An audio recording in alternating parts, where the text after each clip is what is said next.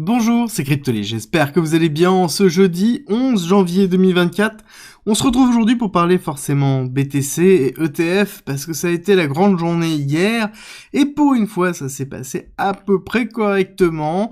Pas forcément totalement parce qu'on a eu encore quelques petits loupés, mais somme toute on a eu l'annonce qui est tombée hier soir, tard dans la soirée, mais au moins les ETF, spot BTC sont validés.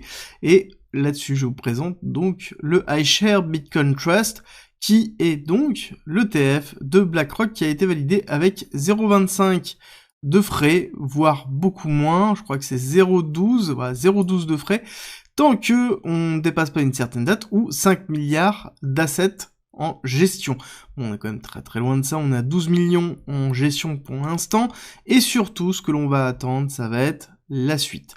Pour l'instant, ce qui est sûr, c'est que la validation s'est fait dans le sang et dans la douleur, notamment pour Gary Gensler, qui précise bien, il n'approuve pas ou soutient Bitcoin dans la validation de cet ETF, à savoir que c'est Gary Gensler qui a voté pour, dans les 5 votes, 3 votes pour, 2 votes contre, mais au moins c'est validé. Ça n'empêche que on a toujours ce retour vraiment de Gary Gensler qui est vraiment anti-crypto et même anti-BTC, malgré le fait que sur le BTC, il montrait être beaucoup plus conciliant. Ce n'est pas le cas en tout cas dans ses dires, où il ne veut pas laisser transparaître cette partie-là. Ça sous-entend aussi que 2024 va être une année qui va être intense pour la réglementation crypto. Qu'est-ce que l'on peut attendre de cet ETF BTC au niveau des évolutions ?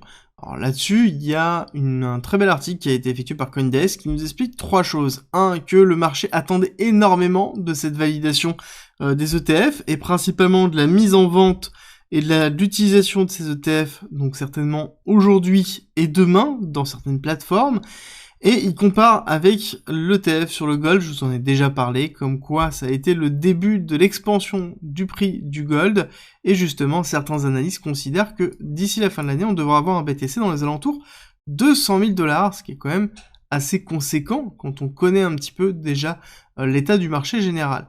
Ce qui est important de savoir, c'est que la personne à qui ça va profiter le plus, ça va être Coinbase là-dessus. Coinbase est donc le refournisseur de la protection des BTC pour 8 des ETF, ce qui est quand même conséquent, donc ça veut dire qu'il va y avoir beaucoup de frais qui vont arriver à Coinbase et beaucoup de volume, et ça va être plutôt positif pour la plateforme, et aussi sa part de marché sur la généralité. On avait Coinbase qui était un petit peu en dessous, là clairement en fonction du volume qui va arriver sur les différents ETF, on aura un Coinbase qui reprendra du poil de la bête. Moi, la petite chose qui m'interpelle, ça va être vraiment cette notion de liquidité. Quand on a vu l'annonce, on a vu ce qui s'est passé au niveau du prix, on a vu qu'il y a eu assez peu de mouvements, somme toute.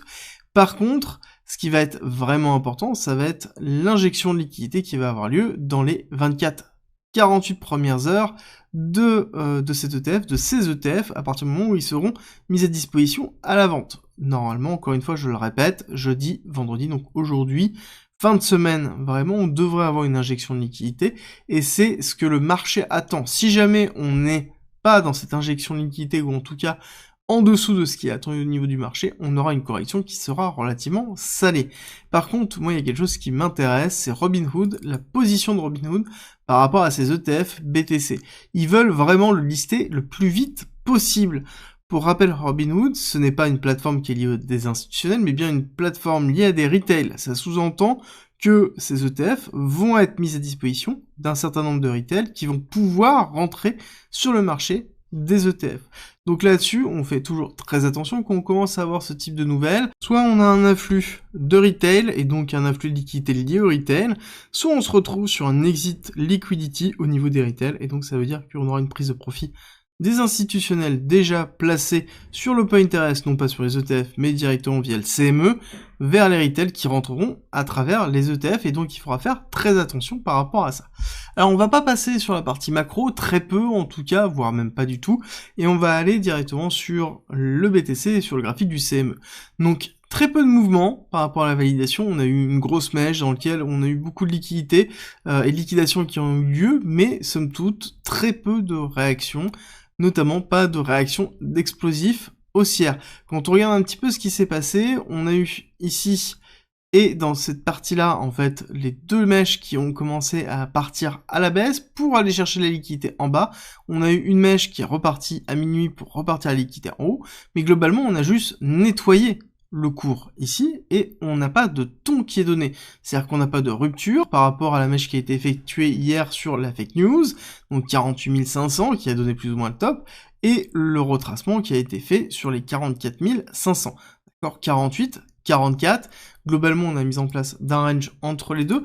Il va falloir, je pense, patienter sur la résolution que l'on aura au niveau de cette fin de semaine, parce que le marché attend quoi? Attend les liquidités. Clairement, il n'y a pas eu de réaction explosive et FOMO du marché, parce que c'était déjà plus ou moins pricé. J'avais commencé à vous en parler déjà sur ce début d'année, comme quoi il y a une grande possibilité que c'était déjà pricé, et ici on attend en fait l'afflux de liquidité qui devra arriver sur cette fin de semaine.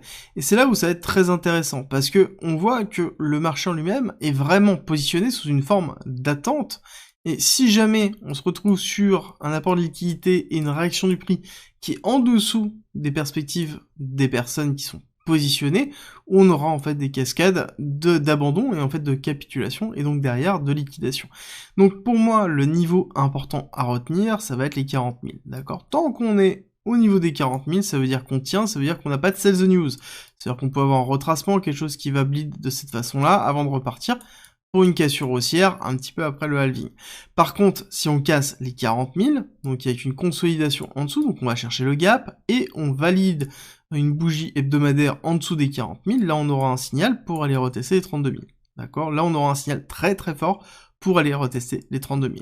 Donc vraiment le niveau clé, là ça va être les 40 000. Si jamais on a des liquidités inférieures à ce qui est attendu, on le voit déjà au niveau de la réaction du marché, c'est pas une réaction qui est bullish, beaucoup attendaient en fait une mèche qui allait chercher potentiellement les 60 000, voire même un petit peu plus haut. On voit que ce n'est pas le cas. Actuellement, l'effet d'annonce n'a pas eu lieu. En même temps, avec tout ce qui s'est passé, j'ai envie de vous dire, c'est compliqué de faire autrement. Hein. On a eu déjà suffisamment de fake news en un minimum de temps. Même hier, déjà, c'était compliqué. Le marché attendait la validation. Quand on a eu la nouvelle, je peux vous dire qu'on était tous en train d'attendre, d'avoir vraiment quelque chose qui apparaisse sur le site de la SEC, que ce soit confirmé par d'autres personnes, de façon à ce que on n'ait pas encore une fois de fake news. Et le marché, derrière, a pas du tout bougé. Donc ça montre qu'on attend l'arrivée des liquidités. Et en même temps, c'est le but de cet ETF. Cet ETF, c'est d'ouvrir les vannes sur des liquidités qu'on avait jusque-là pas encore.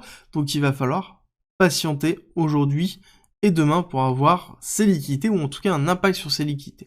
Si jamais on n'a pas d'impact, c'est-à-dire si jamais on n'a pas d'augmentation des liquidités, ça veut dire deux choses. Ça veut dire qu'on aura derrière une cassure qui risque d'être relativement brutale, et le niveau, le premier vraiment niveau à tenir, ce sera les 44 500.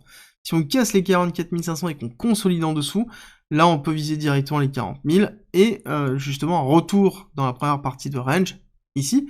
Donc on pourrait considérer que, hop, ici on a le range, on a une déviation, on réintègre le range, une réintégration du range, c'est pas positif, et là on aura certainement des signaux très forts sur la réaction des 40 000 qui aura lieu. Ce que l'on attend vraiment, c'est une injection de liquidité. Une injection de liquidité veut dire, ici, si on dézoome un petit peu, qu'on a la capacité de pouvoir aller grind doucement le cours de cette façon-là, d'accord? Ce sera pas forcément des grosses mèches, ce sera un cours comme on a pu le connaître justement depuis novembre 2023. Un cours qui va travailler à la hausse sous une forme de compression, expansion, compression, expansion, compression, expansion, d'accord? C'est exactement ce que l'on veut là-dessus. Si on a ça, ça veut dire qu'on a un cours qui est excessivement bien construit, et donc on n'aura pas de retracement. Mais pour avoir ça, il faut avoir de la liquidité qui arrive, et ça c'est la réponse, ça va être aujourd'hui et demain, et certainement au courant de la semaine prochaine, ça mettra un petit peu de temps.